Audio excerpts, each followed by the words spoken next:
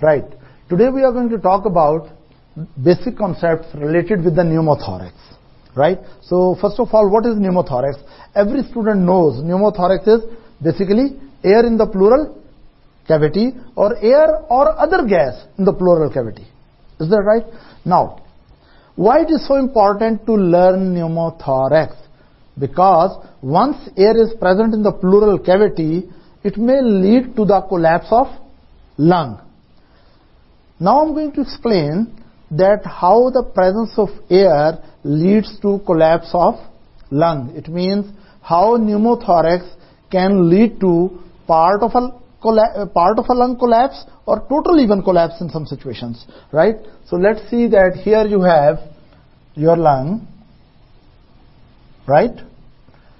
And these are your airways. Let's suppose here is your, yes, what is it? Pleura.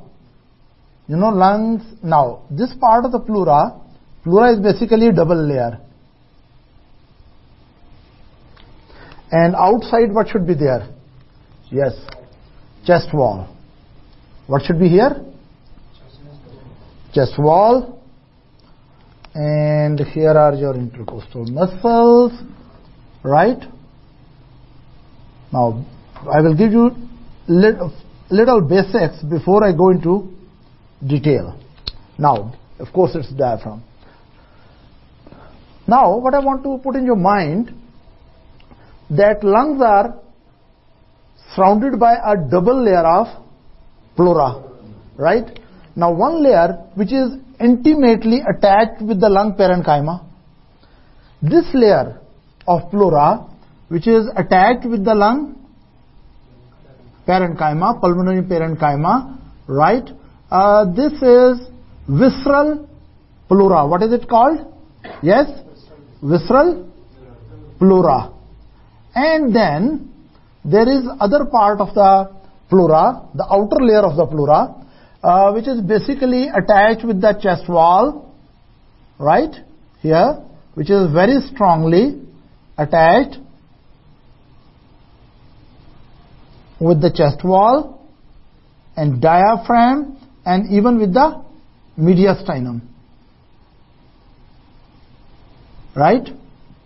Now this layer of pleura, this is outer layer of pleura, and we call it parietal layer of pleura. So basically pleura consists of two layers: visceral pleura, which is attached with the lung parenchyma, and parietal pleura or outer pleura, which is attached with the thoracic cavity, right? Now, in between the two pleural layers, there is potential space. There is potential space. Potential space means, in real sense, there is no space, but space can be created. These two layers of pleura can be separated. So there is potential space with very little lubricating fluid. Normally, in a healthy person, the pleural cavity is the cavity between the visceral pleura and parietal pleura. It has about 10 ml to 15 ml or around 15 ml fluid on both sides pleural cavity, which is lubricating fluid. What is the function of that pleural cavity? What is the function of these two pleura, right? I will elaborate here. But before I explain, let me tell you that lung tissue has a tendency to collapse in. Lung is an elastic tissue. Lungs parenchyma has a lot of elastic tissue and it has a tendency to collapse in. So it means our lungs have, if I look at this part of the lung, it has a tendency to collapse in, or it has a tendency for recoiling in due to its elastic recoil.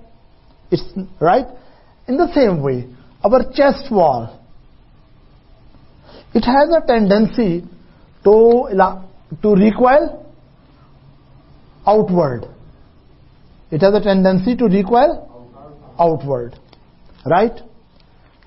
Now, lungs have a tendency to shrink inward or bounce inward, and chest wall has a tendency to bounce outward. But both these lungs and the chest wall, they are held together. They are held together due to stickiness of these two pleural layers. Visceral pleural layer and parietal pleural layer, they are sticky to each other. They can glide on each other. They can normally glide or slide on each other. Right? I mean, if we consider that this is, here is your lung, here is your chest wall. Now this is my which pleura? Visceral. And what is this pleura? Parietal. Now visceral and parietal pleura, they are sticky. They are having some sticky fluid, lubricating fluid. They can glide on each other, but in healthy situation they cannot separate. But because lungs are all the time trying to collapse in or recoil in, and lungs and chest wall is all the time trying to recoil out. So due to this reason, as both lungs tendency to recoil in, chest wall tendency to recoil out, so it creates negative intrapleural pressure. What it creates? Negative intrapleural pressure. It means pressure in between the two layers of pleura is negative, subatmospheric. Right? In a healthy person, most of the time, in a healthy person, during normal breathing, intrapleural pressure is always negative, because lungs will love to move in and chest wall will love to move out, but stickiness of them is keeping them together. Is that clear? Any question up to this? Now this negative intrapleural pressure, which is created here, what is this? Negative intrapleural pressure. Lungs love this pressure. Lungs love this pressure. Why? Because this pressure keeps the lungs expanded. If you finish this pressure, lungs will collapse in. And if lungs collapse in, can they do their ventilatory and other functions properly? No. For proper function of the lungs should be appropriately inflated. And to keep the lungs inflated, right, pleural cavity must have negative intrapleural pressure, so lungs remain expanded. I will explain it with an example also. Let's suppose there is a glass slide. This is which layer? Visceral. And what is this? Parietal. And I put them together as two slides. You know, in the laboratory you see the glass slides.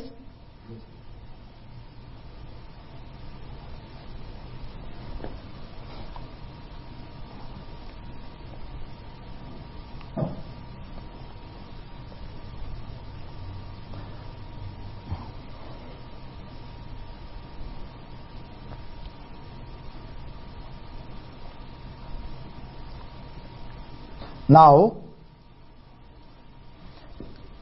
this is behaving as parietal pleura, which is trying to go outward. It is attached with the chest wall, which has a pull outward. And this is behaving as visceral pleura, which is trying to pull this inward. Now you imagine these two pleural layers. From here I put it here. They are like glass slides which we use in the pathology lab or histology lab. And they are wet. When two glass slides are wet, they are sticky to each other. Is that right? And if you slightly pull on the other sides, there will be some negative pressure created here. Is that right? But they can glide on each other, they can slide on each other, but they cannot fall apart if you don't put too much pressure. Is that right? Now, if by some mechanism you introduce air here, a little air, if you put a little air, do you think they will stay together? They will separate. When they will separate, it will bounce outward and other part will bounce inward, and a cavity, true cavity with air is produced in between the two pleural layers. Is that clear? So what is happening, that once air enters into pleural cavity, Once air enters into pleural cavity, like these two sticky slides, two layers of pleura fall away, and that part of the chest wall will bulge outward, and that adjacent lung with that chest wall will recoil inward. So chest wall and lungs will be separated. And once they are separated, during inspiration or expiration, as you move the chest wall, will lung move with that? No. And lung will lose its ventilatory functions. Lungs will lose their ventilatory function. Is that clear? Yes.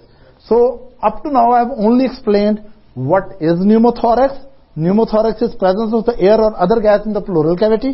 And I explained that once air enters there, what will happen?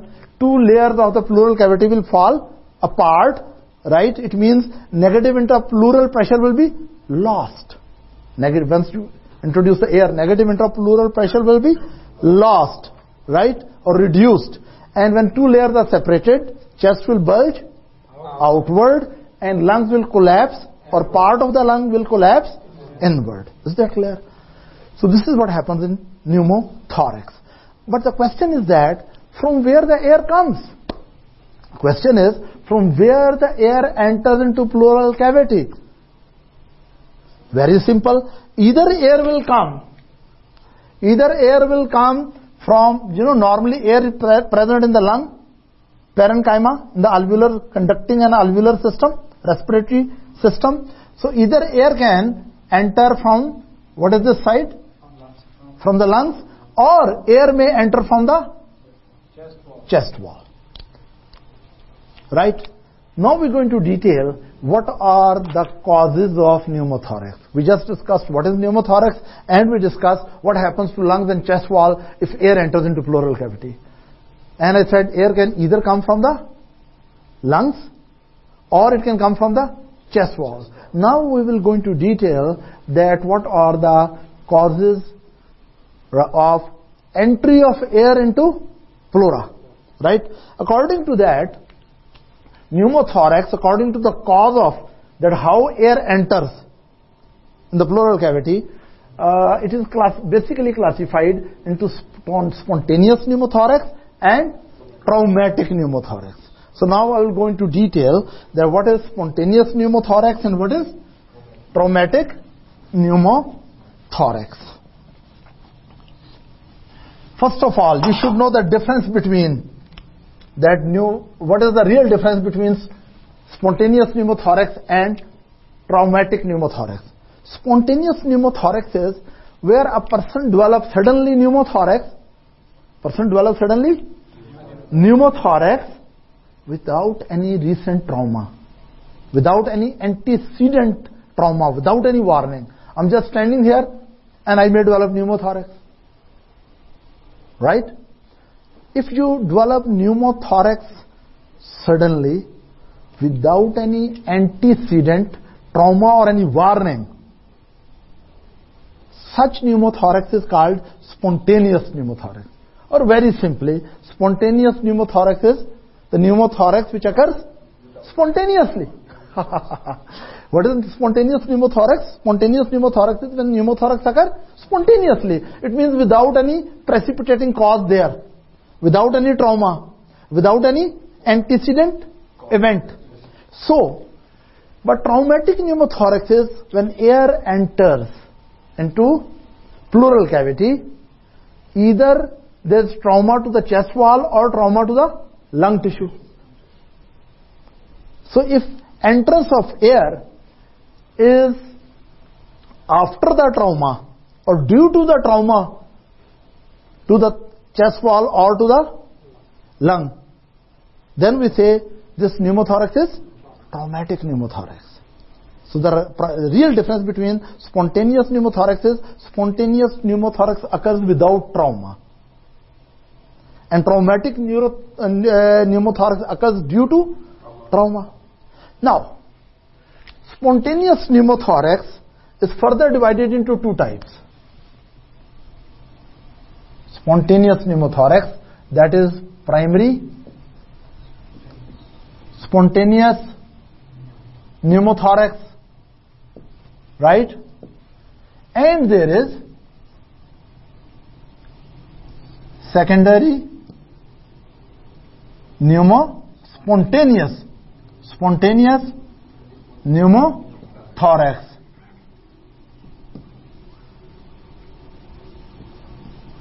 Again, first of all, once the air is present in the pleura, it is pneumothorax. Then you have to see in the history. Was entry of the air due to some trauma? Then it is, if it is due to trauma, then it is traumatic pneumothorax. And if it is without trauma, then it is spontaneous pneumothorax. Spontaneous pneumothorax is divided into two types of situation. One group of patient in which pneumothorax occurs spontaneously without any significant underlying pulmonary disease. For example, this is my patient, right? This patient suddenly developed pneumothorax and there is no underlying lung disease. There is no underlying lung disease. We say it is primary spontaneous pneumothorax or idiopathic. It was previously considered idiopathic spontaneous pneumothorax. And then I talk about second patient. In this patient, what happens? Even though pneumothorax occurred spontaneously, but there is already some serious disease in the lung. There is some significant pathology in the lung, and that pathology lead to spontaneous pneumothorax. It means that pathology led to the pneumothorax formation, but there is no trauma. Underlying lung pathology is there. Such kind of spontaneous pneumothorax is said to be secondary spontaneous pneumothorax. So we can say, if in the case of pneumothorax, let me draw a pneumothorax here.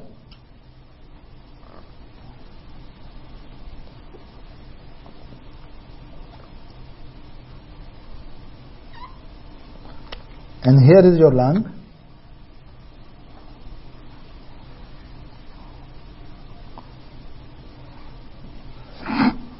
And air is here. Let's suppose this is the air. Now if someone has air in pleural cavity and it suddenly came, it is spontaneous, and there is no significant underlying lung disease, right? Then we will call it primary spontaneous pneumothorax. And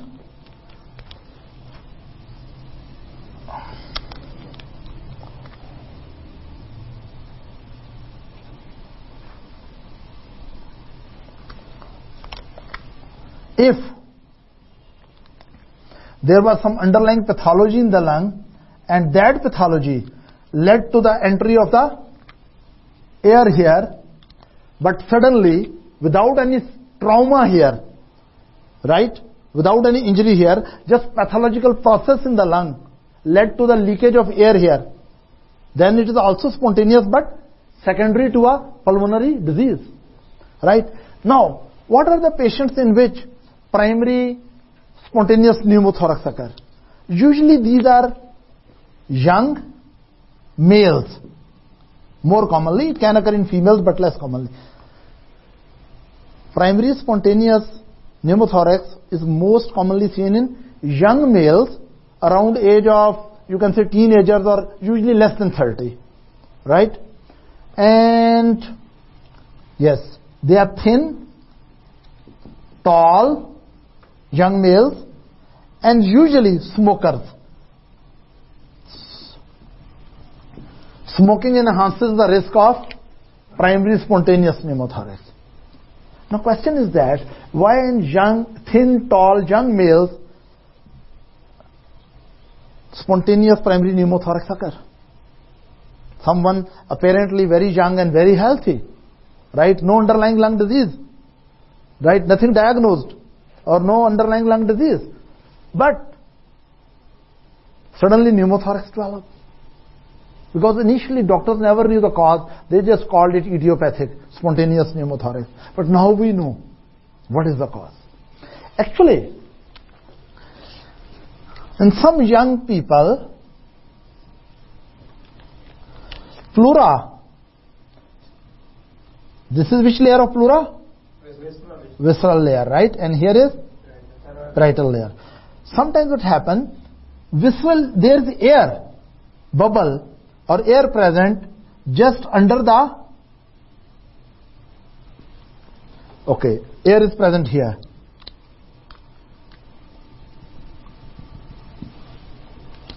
This is subpleural air bubble. We call it bleb. What we call it? Pulmonary bleb. It is pulmonary bleb. So what actually many young, tall, thin males may have multiple subpleural blebs. What are these blebs? These are air pockets which are between the lung parenchyma and the visceral pleura, or sometimes in between the two layers of visceral pleura. In that case we call it intrapleural bleb. So there may be subpleural bleb, or if it is like that, then it is intrapleural bleb. Now these are multiple blebs in usually young, thin, tall males, and sometimes they rupture. And when this bleb will rupture, of course air will leak into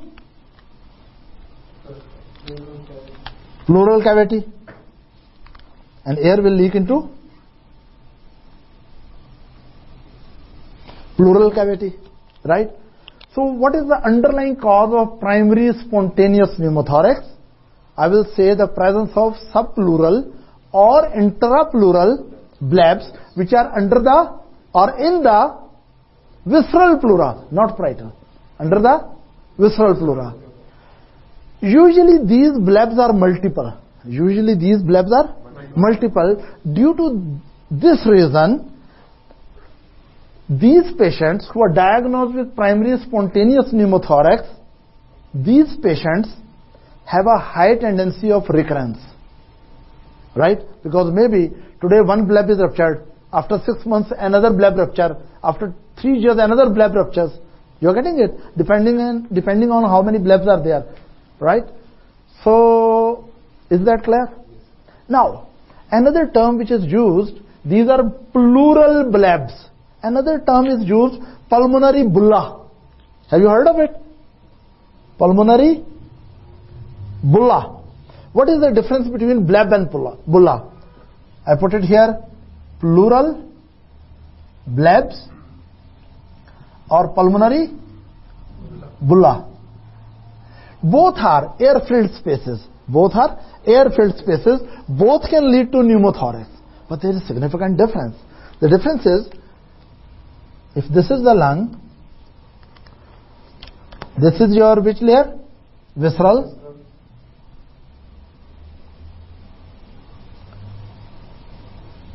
If air is trapped here, okay, I show. If air bubbles are trapped here, what is this? Subpleural bleb. Or if there is a little visceral pleura here also, it is intrapleural bleb. Now, how it is different from pulmonary bulla? In the pulmonary bulla,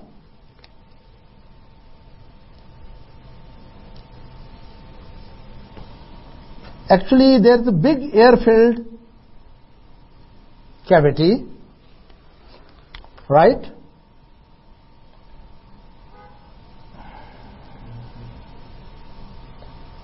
But point to be noted is that this is air containing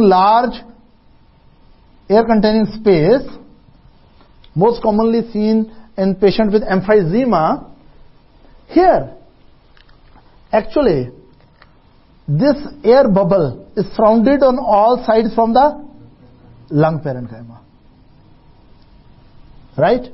Here, on one side there is lung parenchyma, and on other side there is visceral pleura. You understand the difference? So pulmonary bullas are large air spaces which may be present subpleurally, but they are all air is throughout surrounded by lung parenchyma.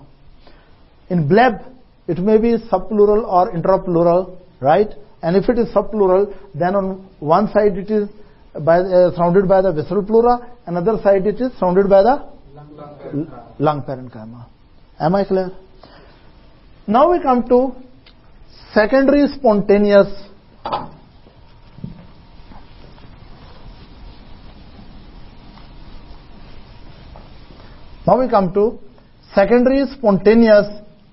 pneumothorax. What is secondary spontaneous pneumothorax? We'll go back to our discussion. Let's suppose here is your beautiful lung, and here are your air space,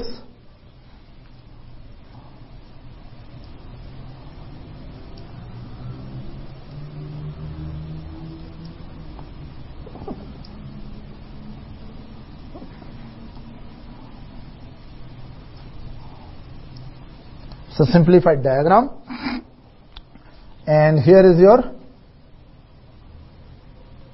visceral pleura, and here is on mediastinal pleura on this side, diaphragmatic pleura, and other part of the pleura, which is parietal pleura. This is the outer pleura.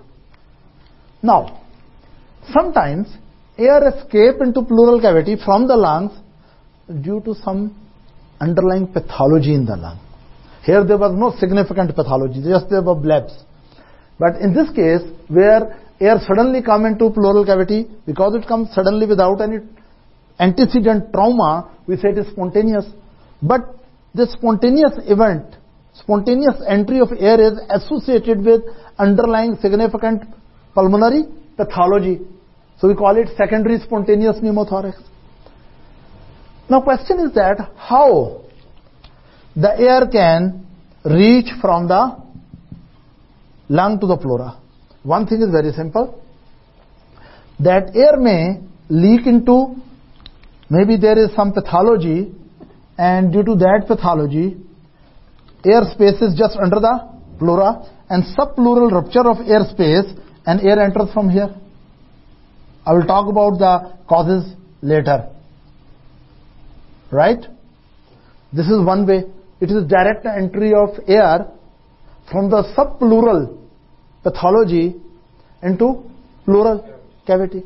Other is that sometimes air leak into interstitium of the lung.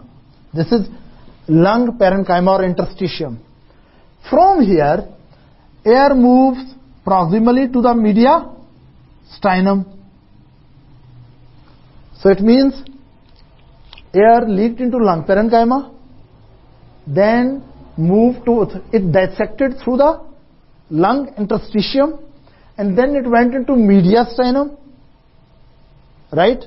And through the mediastinum, it may produce a rupture in, what is this? Parietal pleura, and may enter here. Or it may go towards the neck, and this air may escape into subcutaneous tissue. We call it subcutaneous emphysema. Have you heard of it? Which produces crepitus.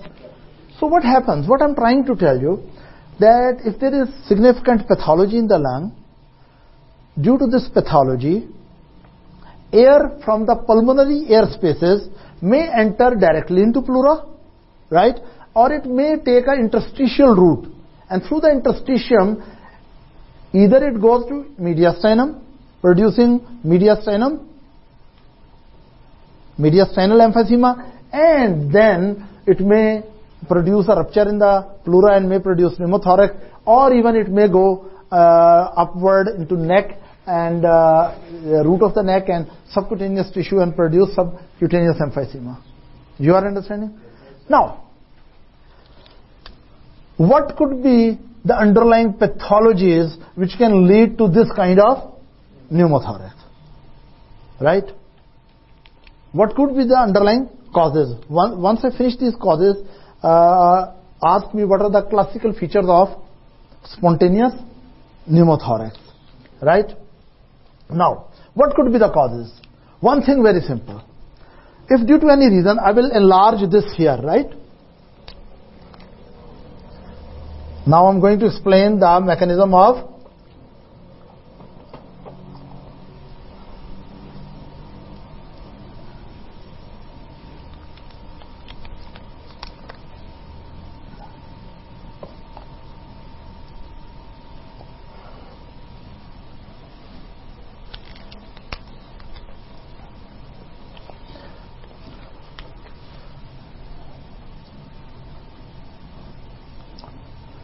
This is the air base, and here are, let's suppose,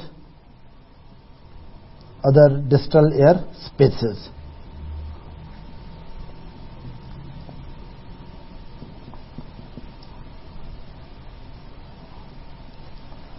It's a simplified diagram. Now, what could be the different diseases of lungs which can lead to spontaneous secondary pneumothorax? Answer is almost every lung disease. But still, I will stress on the more common. First of all, first group of diseases is obstructive lung diseases. What are they? Obstructive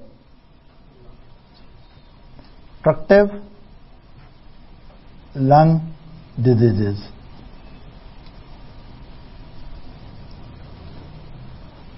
Now, obstructive lung diseases are those lung diseases in which there is increased resistance to the airflow through the air passages.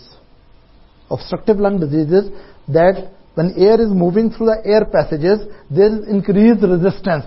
There is some degree of pathological obstruction faced by the air to flow through airways during inspiration and expiration.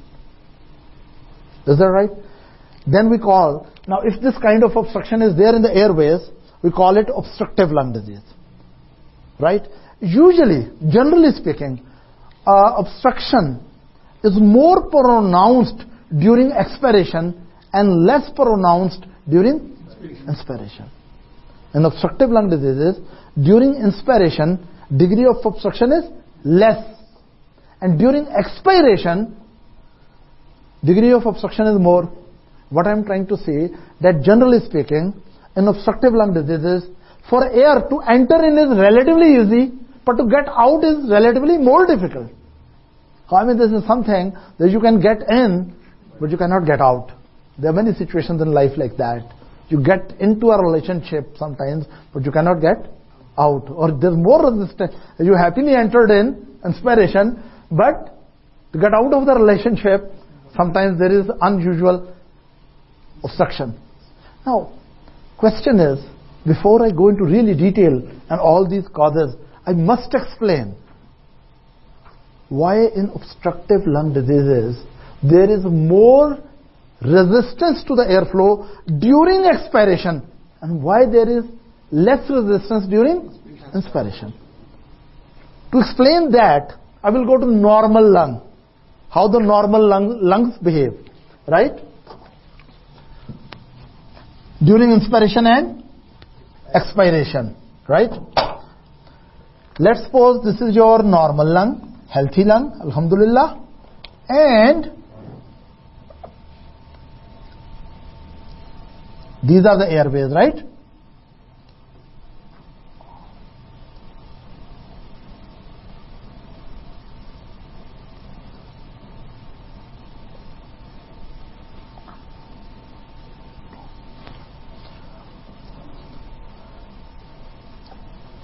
Okay, I will make these black.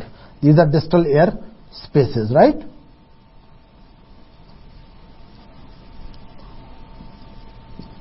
These are all air spaces. And they are all around. Is that right?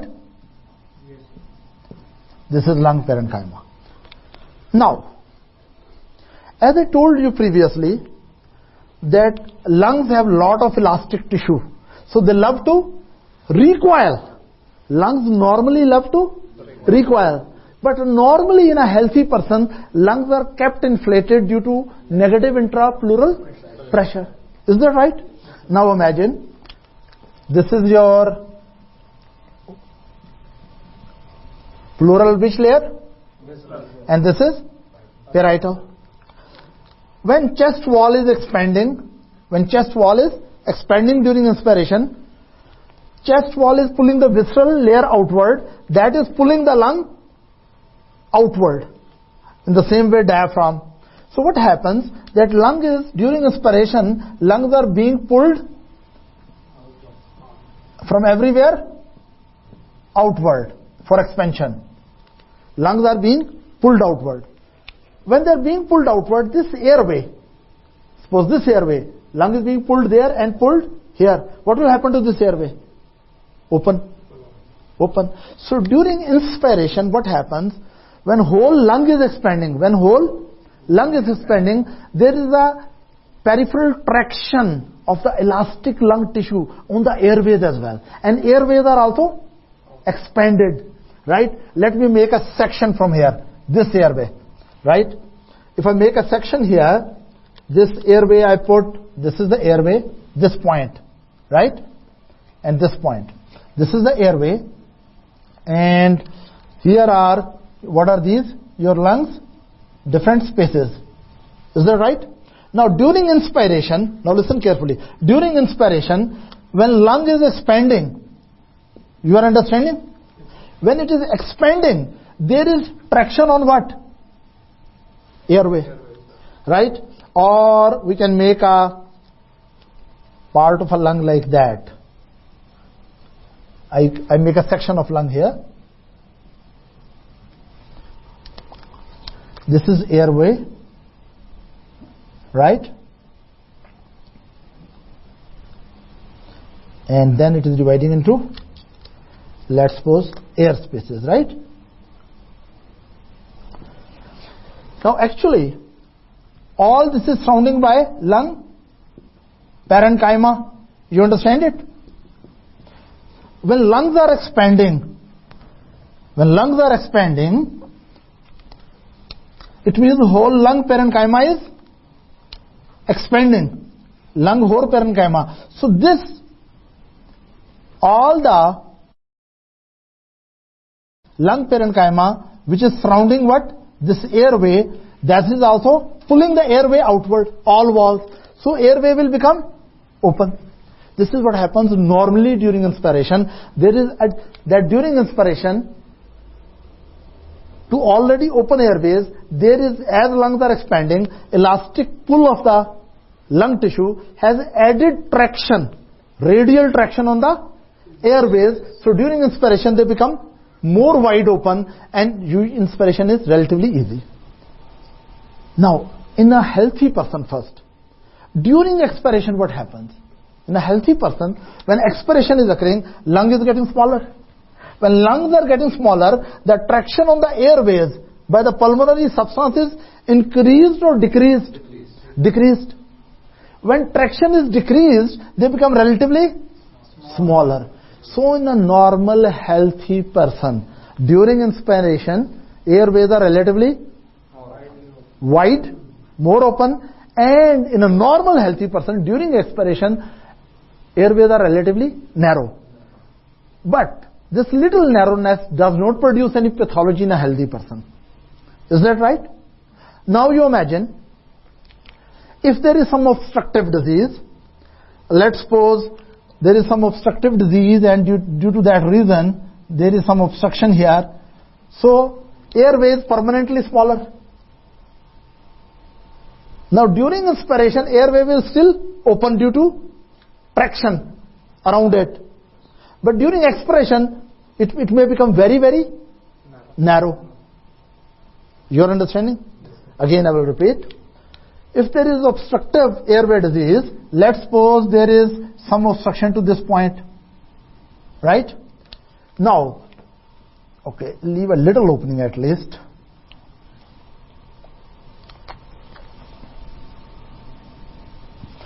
Now there's a little opening here.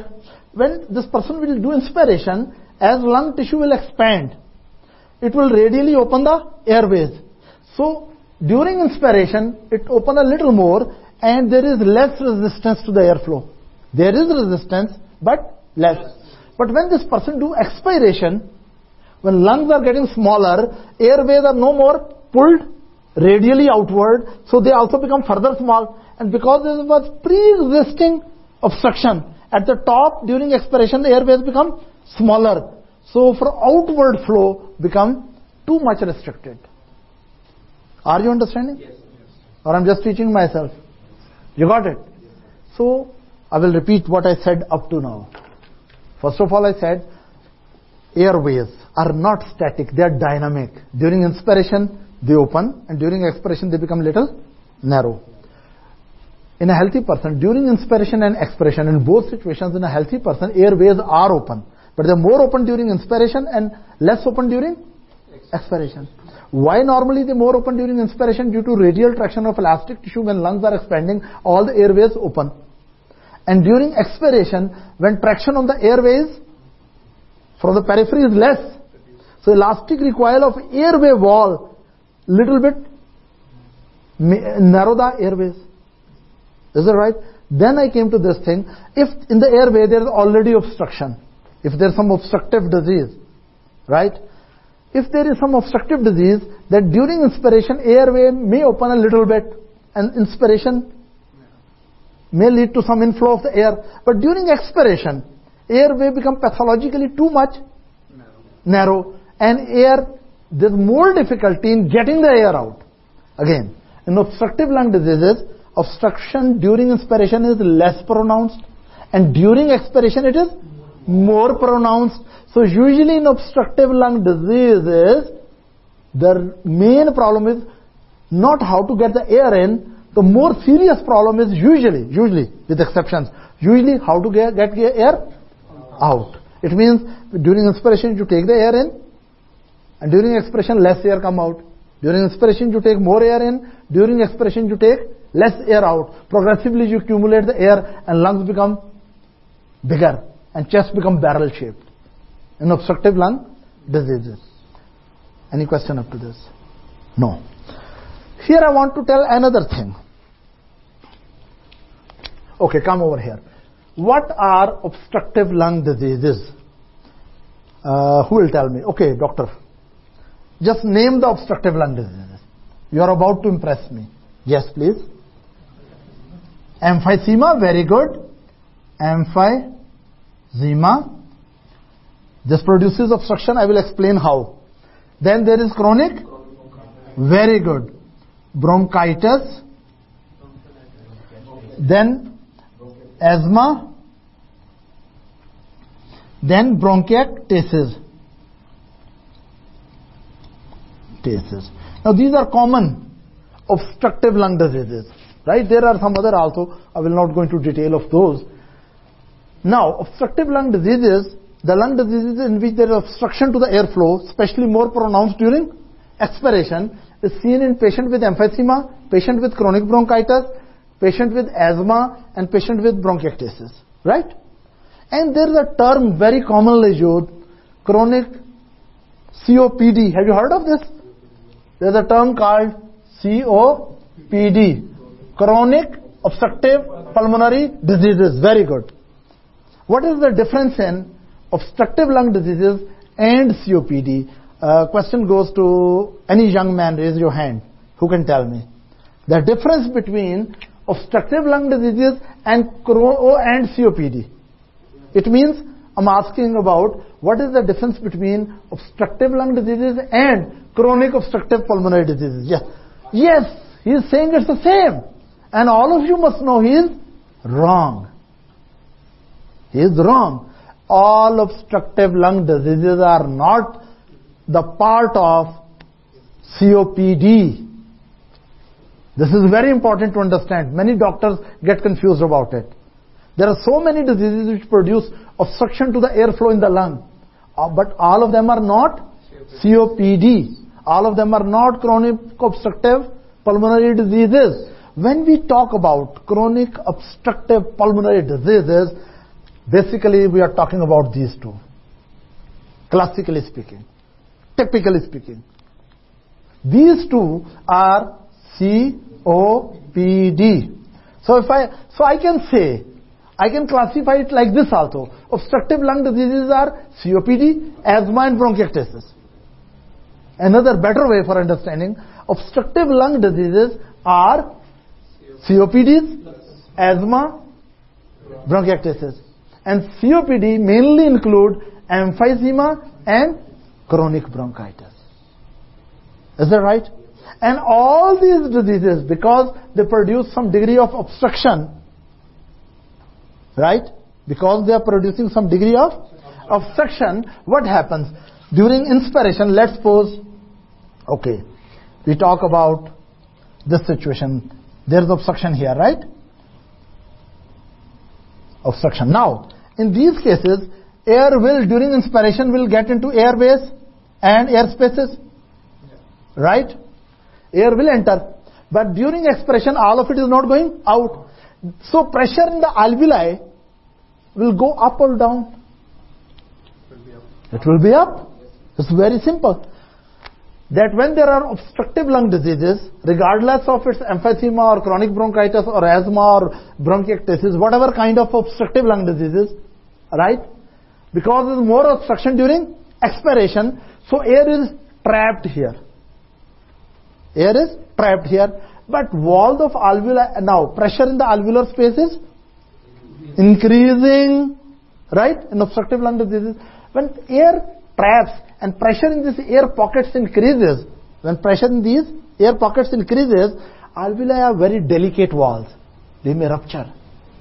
They may rupture. And if they rupture just under the pleura, then there will be direct entry of air into pleura.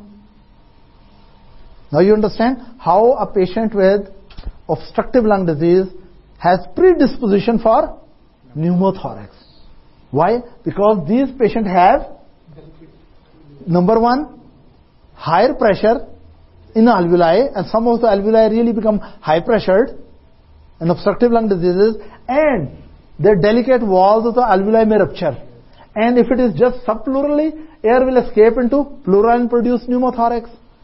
Or alveolar rupture, where?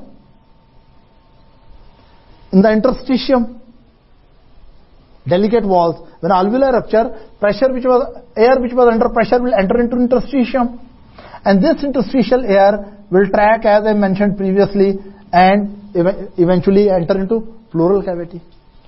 So either there is subpleural leakage of air from the alveolar spaces, or there is interstitial leakage of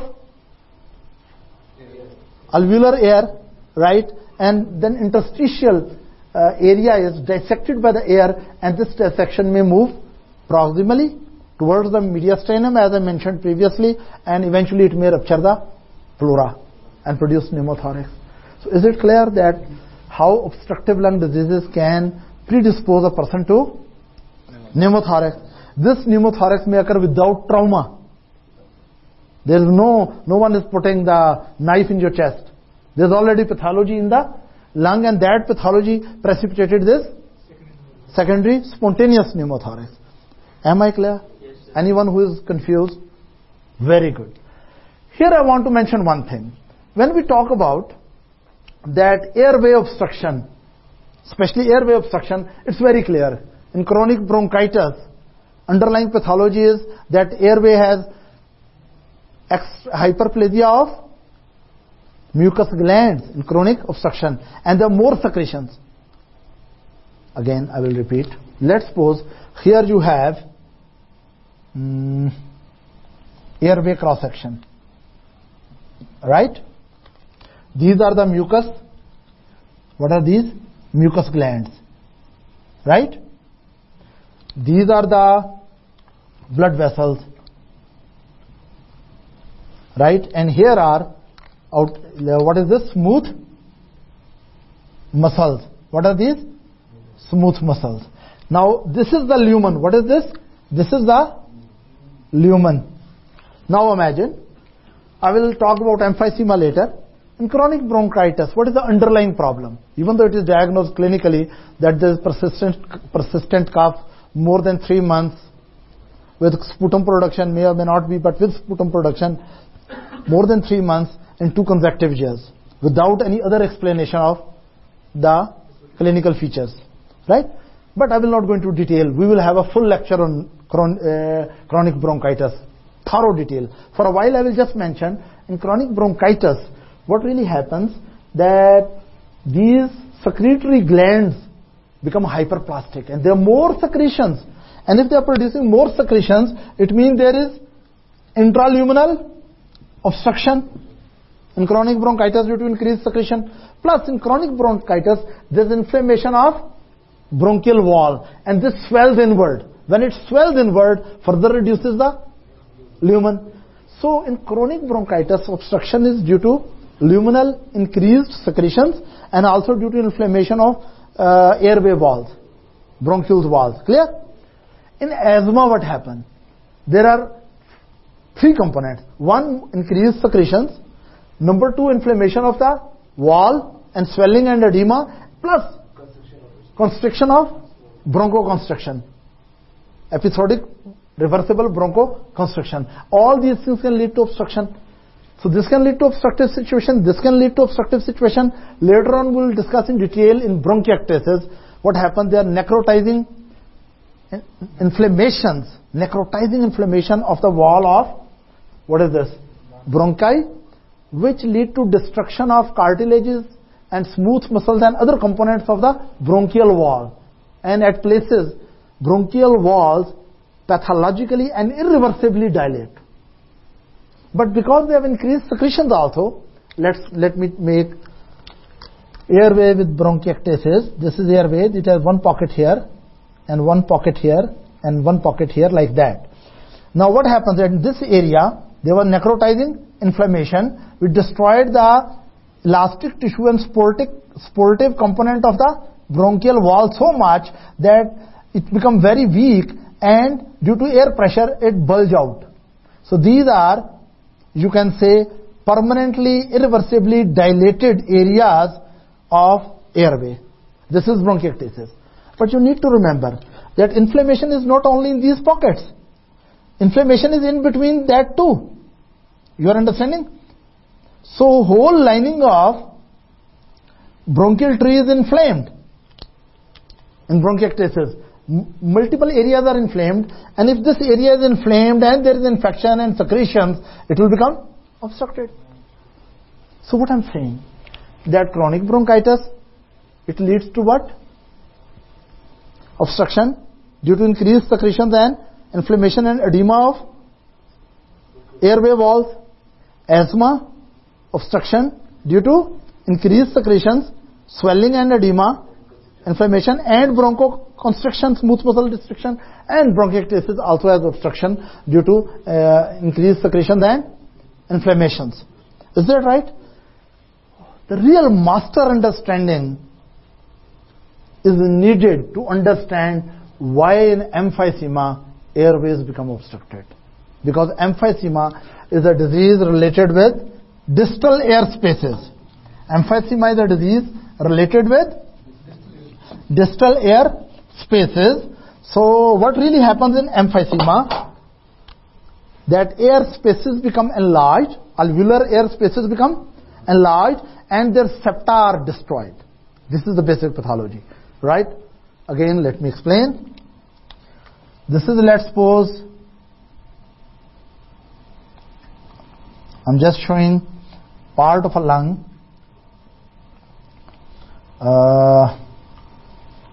Which is having emphysema.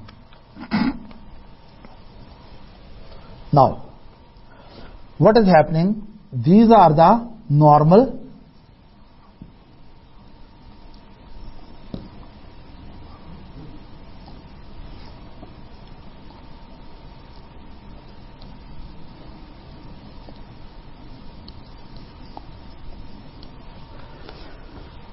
Now you see, what is happening?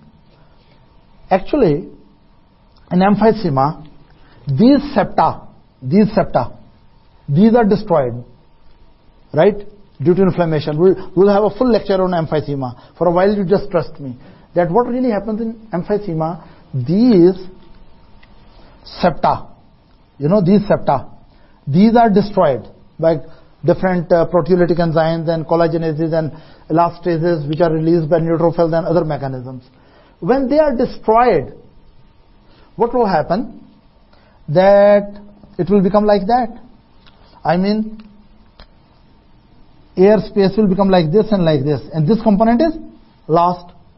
Here also, if air space was like that, this component is destroyed.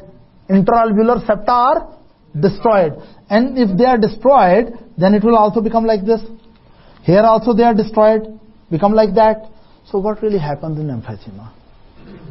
that interalveolar septa are destroyed.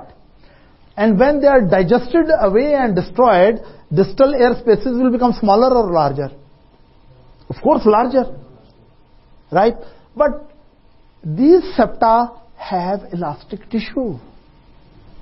It means if there is widespread emphysema of the whole lung, if both lungs undergo widespread emphysema, it means millions and millions of interalveolar septa are destroyed. Millions and millions of interalveolar septa are destroyed. If they are destroyed, it means actually lung elastic tissue is destroyed. What does it mean? Lungs elastic tissue is destroyed. And when lungs elastic tissue become destroyed, lungs become tight or they become loose. Okay, just imagine you have a rubber band. And in a rubber band, if elastic tissue is destroyed, then it will recoil strongly or it will recoil weakly? It will recoil weakly. Are you understanding what I'm saying? That, again, in the lungs, elastic tissue is destroyed because interalveolar septa are destroyed. So lungs' tendency to collapse is less or more? Less. What really happens? Air spaces become large. Okay, I will show you here also emphysematous changes. So this also become like this, and this. Septa are lost. Now you imagine that if this is the airway, around it there are all air spaces. If all air spaces have lost their septa, then their ability to keep the airway open, radial pull, is increased or decreased? Decreased. This is what happens in emphysema. That in patients with emphysema, even though patient with pure emphysema, there may not be pathology, significant pathology in the airway itself. Pathology is in the alveolar area. But due to loss of interalveolar septa, or we can say due to loss of elastic tissue in the lungs, the radial traction on the airway is reduced. So patient with emphysema lungs have big lungs but narrow airways. Are you understanding? Yes. They have big lungs, overinflated lungs, hyperinflated lungs, dilated air spaces, but because airways cannot be having a traction outward, so what really happens that this elastic tissue which was previously very tight, now it becomes loose because there is less elastic tissue, so it cannot keep it open. So during inspiration air may go somewhat, but can during expiration it can come out easily? No. So this is a mechanism of obstruction in patient with emphysema. So if someone asks you in emphysema, in patient with pure emphysema, because many patients have a combination of features of emphysema and chronic bronchitis, because both of them are associated with smoking, strongly associated with smoking. But if you end up with a patient with emphysema, pure emphysema, then what will happen? That distal airways, distal air spaces, or interalveolar septa are destroyed. It means collagenesis and elastases have been very active, and when elastic tissue of the lung is destroyed, lungs have less tendency to recoil, and even even the normal radial traction on the airways by the surrounding lung tissue, that is also reduced. So airways become narrow. So during inspiration, there is resistance to the flow but less, but during expiration, there is pronounced obstruction. Right? You are understanding? And you are understanding it or not? Clear? Okay. Any question up to this? Right? So these are obstructive lung diseases like emphysema, chronic bronchitis, asthma, bronchiectasis, and other obstructive lung diseases. They can lead to can lead to pneumothorax, either by release of air directly from subpleural rupture of the alveoli, or rupture of alveoli due to high pressure in interstitium, and then air moves through the interstitium into the mediastinum, and then it may rupture. Any question up to this? So now you are very clear, hopefully, that patient who have obstructive lung diseases, right, they have a higher risk of pneumothorax, spontaneous pneumothorax. And this spontaneous pneumothorax must be considered secondary pneumothorax. Then another group of diseases of lung, that is destructive and cavitatory lesions of the lung, pathologies. Already we have discussed lung diseases, obstructive lung diseases, in which two of them are COPD. But there can be other underlying pathologies.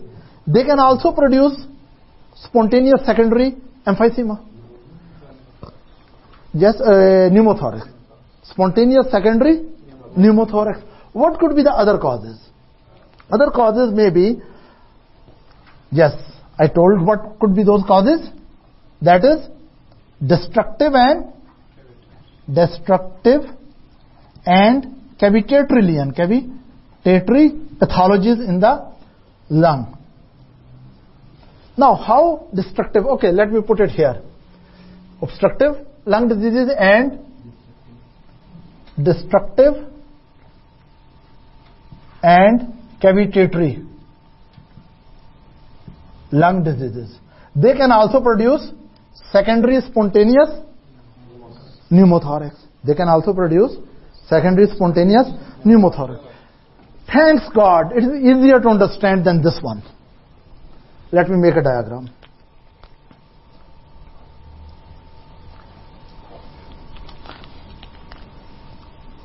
This is the suppose airway, right?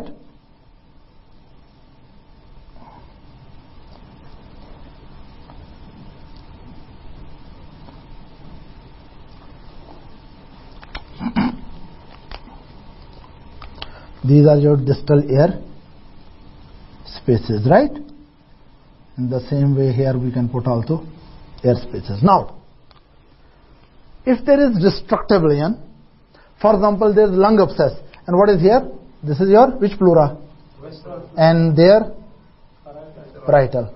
Now imagine, if there is some destructive lung disease, for example, there is a lung abscess here.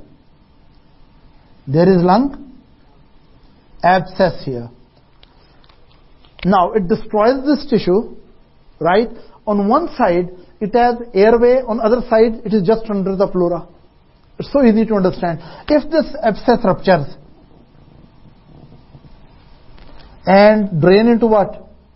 Pleura, then air can move from, what is this?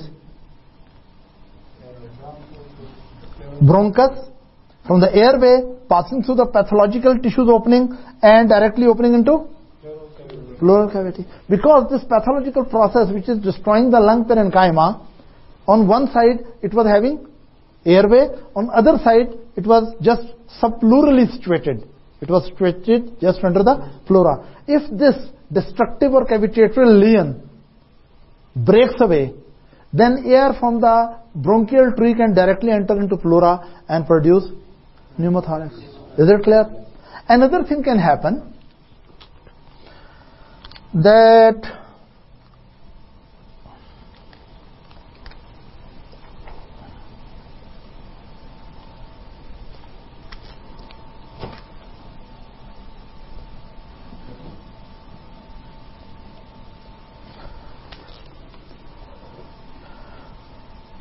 let's suppose that this cavitatory lesion is here or destructive lesion is here, right? And it undergo necrosis. On one side it is connected with the airway, other side it is lung interstitium. So it is possible when it melt away, the air from the bronchial tree may enter into interstitium of the lung, and then the same route. From the interstitium it may go dissect and eventually reach to pleura and produce pneumothorax. So this is the mechanism in which destructive and cavitatory diseases of lungs increases the risk of secondary spontaneous pneumothorax. Clear? Now, what are the examples of this condition? Of course, at the top, I would love to put tuberculosis. Because tuberculosis not only produces caseous necrosis, but it also produces cavitatory lesions. So in patient with tuberculosis, there is a risk of pneumothorax. Is that right?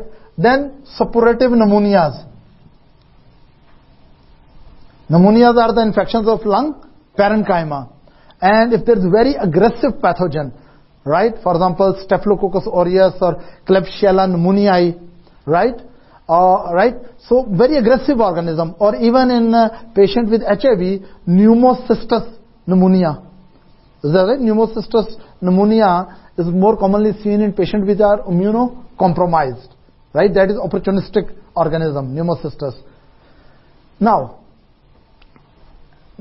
any pneumonia which is very aggressive, it may be bacterial or it may be fungal or any kind of pneumonia.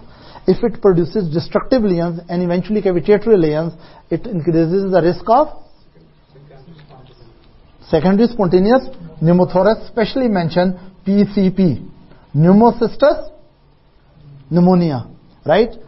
Classically seen in patient with severe immunocompromised situation like HIV and AIDS. Then, yes, what else you can tell me about? Cystic fibrosis. I have a full lecture already recorded on that. Then you can come, yes. Pulmonary infarctions. If there's pulmonary infarction and infarcted area necrotizes, you are understanding? On one end there is airway and other end there is pleural area. Air may leak into pleural area. So again, severe pulmonary infarcted area is a destructive area, destroyed area. So what happens? Either tuberculous destruction or other severe infections, classically lung abscess. Of course, I should mention here, lung abscess. It can drain into pleura and then also connect the bronchus with the pleura. If pleura and bronchus, if bronchus and pleura, they are connected and air can coming from bronchial tree to the pleura, we also call this condition this is bronchus, bronchopleural fistula. What is it called? Bronchopleural fistula, right? So many cavitative or destructive lesions may produce bronchopleural fistulas. So we are talking about lung abscess, tuberculosis, pneumonia, pneumocystis carni pneumonia. No, pneumocystis pneumonia, its name is changed now. Cystic fibrosis, pulmonary infarction, then, yes, carcinoma. Pulmonary carcinoma. Which carcinoma, which lung cancer has a high chance of cavitatory lesion? Squamous cell carcinoma. Squamous cell carcinoma, usually these are central lesions. They achieve a bigger mass and then in the center they undergo necrosis and cavitation. Right? Squamous cell carcinoma. And even though it is centrally located lesion, squamous cell carcinoma, but this cavitatory lesion may connect the pleura and airways and may lead to what? Secondary pneumothorax. So what we have talked about, TB and suppurative pneumonia, pneumocystis pneumonia, lung abscess, cystic fibrosis, carcinoma, infarctions, right? All these can lead to spontaneous, secondary spontaneous pneumothorax. Is that right? Now, we have just discussed what is pneumothorax. Up to now, what is pneumothorax? Just presence of air in the pleural cavity or other gas in the pleural cavity. What happens due to presence of pneumothorax? Two layers of the pleura separate from each other. Chest bounces out and lungs bounces in and collapse, and ventilatory functions of lungs are impaired. Is that right? Why pneumothorax occur? It may be spontaneous or it may be due to some trauma. We have not discussed traumatic pneumothorax up to now. Even we have not discussed the type of pneumothorax. I was just concentrating that spontaneous pneumothorax and its detail. It may be primary or it may be secondary. Spontaneous pneumothorax is pneumothorax which occurs suddenly without any antecedent trauma, right? Or any warning. In primary spontaneous pneumothorax seen in thin, tall, young males, more often smokers, right? Due to subpleural blebs which rupture. Because usually these patients have multiple blebs, so there's a high rate of recurrence. right? And you must know the difference between pulmonary bleb and pulmonary bulla, right? Bleb is partly surrounded by pleura and partly surrounded by the lung parenchyma. But bulla is large air space surrounded on all sides by the lung parenchyma. Then we talked about secondary spontaneous pneumothorax, a type of pneumothorax in which is secondary to an underlying lung disease. These underlying lung diseases generally can be classified as obstructive lung diseases and destructive and cavitatory diseases. Remember, we will have a lecture separately about obstructive lung diseases and restrictive lung diseases. For a while, I'm just putting these two words. Destructive lung diseases, obstructive lung diseases like emphysema and chronic bronchitis, which are also called COPD, asthma and bronchiectasis. All of these conditions, when there is obstructive element, air is during expiration there is more severe obstruction and intraalveolar pressure may go up, which may rupture and lead to pneumothorax. Then we were talking about destructive and cavitatory lesions, right? And these lesions in the lungs, maybe on one side they are connected with the airway, other side they may leak into pleura or communicate with the interstitium of the lung, right? And then produce pneumothorax. Most important is you must remember tuberculosis, right? Here in obstructive lung diseases, most common you should remember emphysema. So tuberculosis, then necrotizing pneumonias, what is this? Pneumocystis pneumonia, lung abscesses, or cystic fibrosis, or pulmonary infarctions, or carcinomas. All of them increases the risk of what? Yes. And now we go to the, okay, let's have a break, right? After that we'll continue. And we'll talk about traumatic pneumothorax, then we'll go to the types of pneumothorax, and then we'll go to the complications of pneumothorax. Most life-threatening complication of pneumothorax is tension pneumothorax, which we shall discuss in detail later. Let's have a